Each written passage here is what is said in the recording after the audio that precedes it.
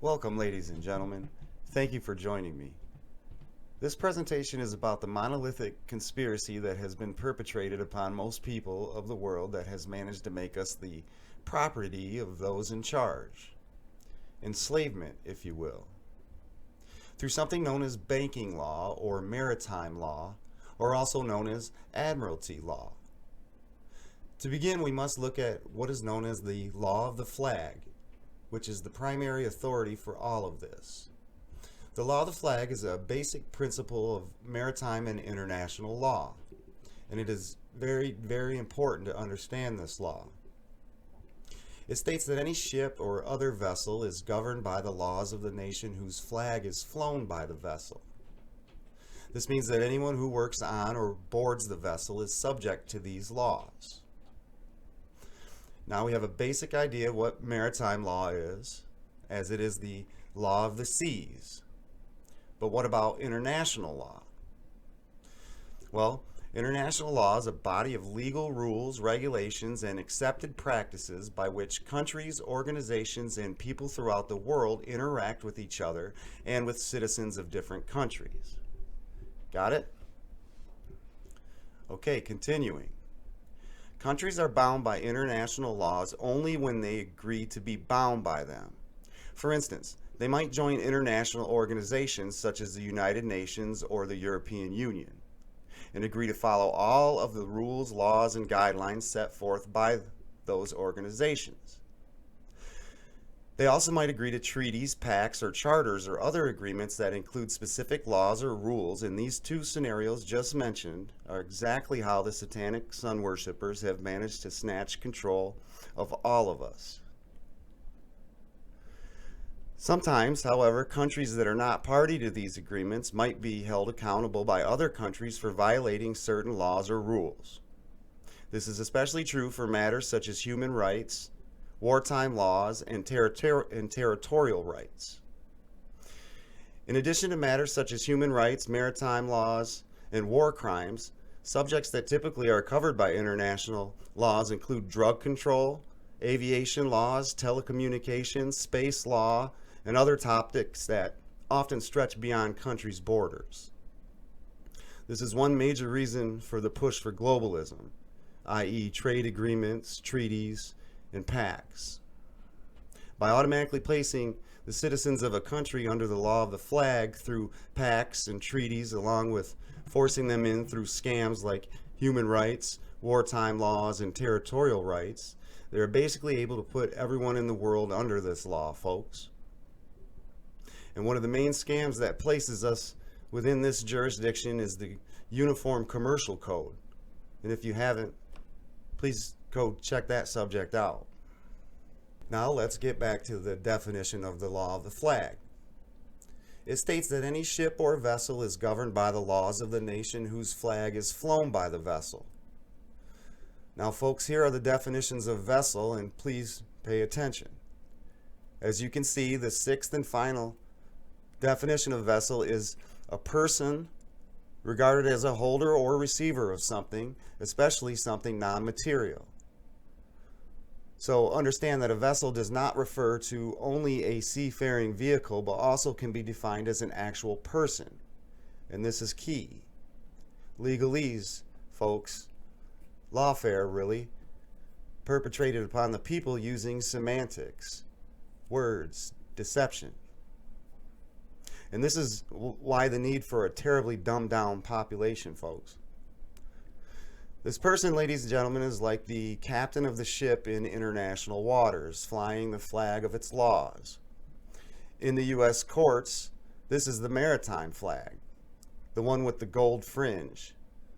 That captain is responsible for ensuring that the laws of the flag that he or she is flying are followed. And when they are not, this captain is in charge of enforcing punishment. To understand how this is done is simple. In a maritime situation, ships in international waters are the primary places in which the law of the flag applies. As no country's laws apply in these waters, each ship operates under the legal system of the flag it sails under.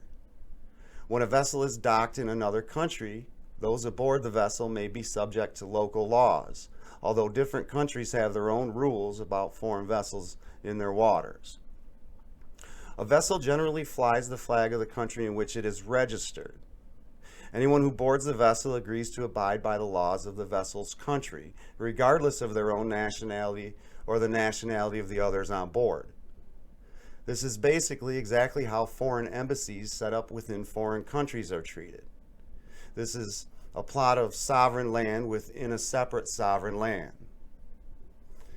And now that you understand this concept, all one has to do is relate this to the courtroom. The courtroom and the magistrate are a ship and a captain that recognizes a different set of laws than that of the land outside of the courtrooms. And a vessel is us, as shown earlier, a person regarded as a holder or receiver of something, especially something non-material. But a human being is a material item, right? Well, the answer is yes, but it is our liberty, our freedom, a non-material thing that is up for grabs in that courtroom, dear listeners. You see, the courtrooms in the United States fly a flag in the courtrooms that is suspiciously different than the flag that we all grew up pledging to. It has a gold fringe upon the edges. This flag is the flag of maritime law. This denotes that one has left the land and entered, when they walk past that half wall into that courtroom, a ship in international waters. And that judge is the captain of that docked ship, and you are the property of that, and that is why you are placed on the docket. Maritime law predates the United States Constitution and has international roots and concerns. Maritime law is the same as admiralty law. There are two different kinds of law on the planet. The first is known as common law, which is the law of the land. The other is maritime admiralty, which is also known as the law of the water. It can also be referred to as banking law. Maritime admiralty law considers you a maritime admiralty product, simply because you were birthed out of your mother's water. A ship sits in its berth until the captain gives a certificate of manifest to the port authorities. One reason you are required to have a birth certificate is because at the time of your birth, there is an exchange of money to cover hospital costs. The dock signs your birth certificate simply because that is what the ship is tied to. You will need a dock to sign your birth certificate. When you came down your mother's birth canal, you came out of her water when, quote, her water broke, making you a maritime admiralty product. Yes, dear listeners, you became a product of commerce at the time of your birth. Your mother also needs to sign your birth certificate. If you notice on your birth certificate where your mother signed, she is not listed as a parent, nor is she listed as a mother. Where your mother signs your birth certificate, she is known as the informant. Your mother informed the banks that she had just produced another product to be used in commerce. Your actual physical body is owned by England, more precisely the British Crown. If you look at your Social Security card, you'll see numbers in red on the back of it. The front of the card will be printed in either blue or black, but the numbers on the back will be in red. These numbers which appear in red on the back of the Social Security card represent your body, your blood. Your body is bought and sold on stock markets. The numbers in red on the back of the card is the serial number of your stock. Your worth isn't so much your actual body, but it is the labor that will be performed by that body and the tax revenue generated for the state by that body. Making sense so far? Just like any other stock, your body is traded on open markets through the use of your birth certificate. If you could see your original certificate of birth, you would see on the back of that certificate marks from banks from all over the globe. World banks trade your body just as they do every other commodity. This is because you are a stock in a maritime admiralty banking scheme where you are used to return profits to the bank. Look at many of your bills, check out your driver's license, your social security card, utility bills, anything with your name on it. Any form that is used for business purposes will have your name in all capital letters. Anytime you're involved in business transactions, you will always see your name in capital letters. Only in this form are you able to deal with either banks or the government. Whenever your name is spelled with a combination of capital and lowercase letters, it refers directly to you as a natural person. Since the banks and government have no control over natural-born people, they will not deal with you as a person. Only your straw man is able to engage in commerce. Once you sign a contract which uses your name in capital letters, you have given your consent to this artificial entity. Now you can be brought into a court, a maritime court. When you find yourself in a court, you'll be asked to stand before the bench. In Latin, the term for bench is banco, or more simply put, bank. So a judge sits on a bench. They also rule from the bench. In other words, the judge rules for the bank. Whenever there is a case heard in a court, somebody is going to pay. And the Queen of England gets a cut from that energy, time, and labor of the American people. You're somewhat property of the Queen of England, as part of a corporation whose name is the United States. The only reason you appear in court is because you give your consent to appear. The question is, did you receive the summons or did your artificial straw man receive it? Look at the summons and see how your name is spelled.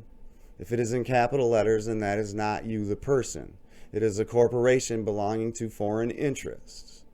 The corporation is not alive. It does not really exist at all, and you cannot be held responsible for it unless you give your consent. And Americans are deceived into believing that they must go to court. Free people do not have to do anything such as this. Only a slave is required to answer to court orders. This hoax provides an illusion of fair laws such as the 14th Amendment.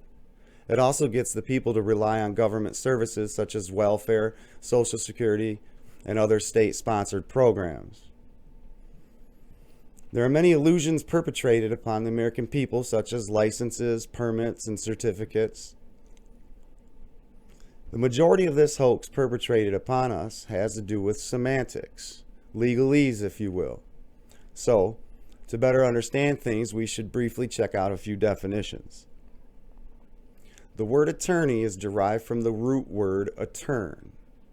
Atturn is defined as 1. Turn, change, transform, deck out. Or 2. Turn over, like goods, service, or allegiance, to another. Transfer or assign. Or number 3. Transfer one's tenancy or show homage or allegiance to another, formally acknowledging such transfer. And in the feudal law, it is to turn or transfer homage and service from one lord to another. And then so atturn is also the root word for attunement, which is defined as the transference of bailor status, tenancy, or to show allegiance, service, etc. to another, and formal acknowledgement of such transfer. Now, folks, there's dozens more examples of these legalese plays on words, and you should look into them if you can, but for the sake of time, we won't go too much further in any more, as the ones covered serve the purposes for this video best. The legal profession in the U.S. is directly derived from the British system. Even the word bar and the acronym BAR are of British origin.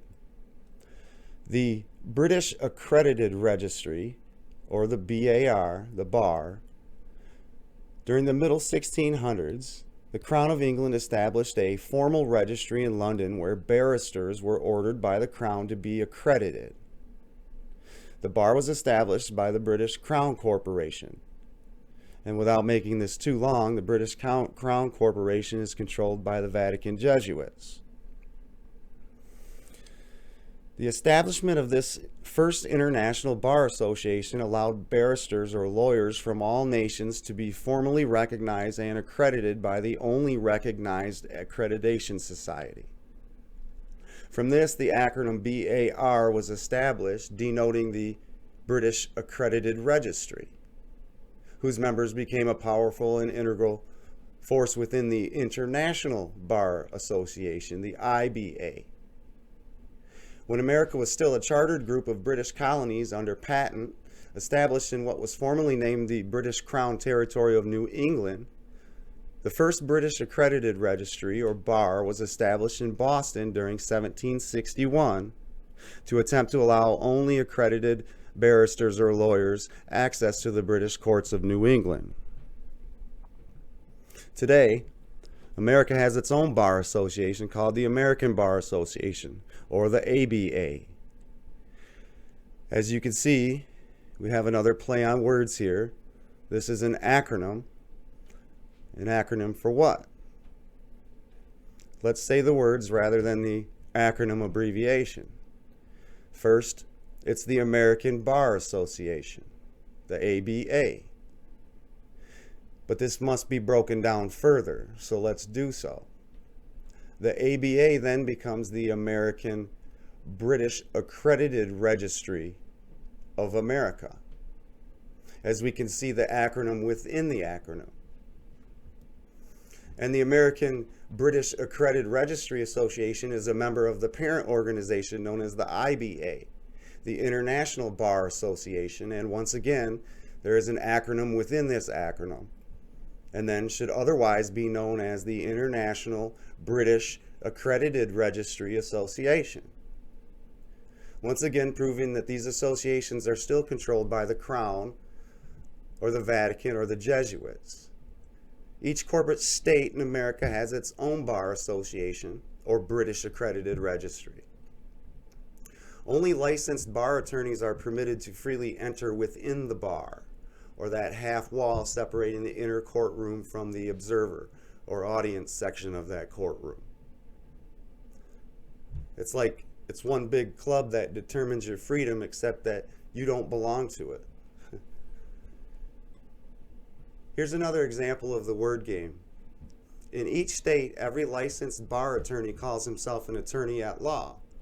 And when we look back at those definitions, we see for ourselves that an attorney at law is nothing more than an attorney, one who transfers allegiance and property, including non-material property, to the ruling landowner, which of course inside that courtroom with that maritime law, under the law of the flag, is the captain of the ship, otherwise called the judge. You see, a bar licensed attorney is not an advocate, so how can he do anything other than what his real purpose is? He can't plead on your behalf because that would be a conflict of interest. He can't represent the crown or the ruling government as an official officer at the same time he is allegedly representing a defendant. His sworn duty as a bar attorney is to transfer your ownership or rights or titles and allegiance to the landowner. When you hire a bar attorney to represent you in their courts, you have hired an officer of that court whose sole purpose and occupation is to transfer what you have to the creator and authority of that court. Now, I'm not claiming that there is some massive conspiracy where hundreds of thousands of lawyers are in on it. I've spoken with a handful of them, and none of them have any clue. They're just practicing the law as they know how. In fact, this scam doesn't necessarily consist of any real twisting of the laws. It has more to do with the manipulation of jurisdictions, whereby the people who are in charge of things have placed all of us, including the lawyers. Think about this next time you enter their courtrooms and see this flag, folks. Understand that they recognize the courtrooms in America as international territory. The law of the flag allows them to fly the flag of their choice, and they choose to fly the maritime flag, placing us all under maritime law, or banking law, essentially enslaving us all through lawfare. If you enjoyed this presentation, please like, share, and subscribe. And please consider supporting this channel on Patreon. The link is in the description. Thank you for watching.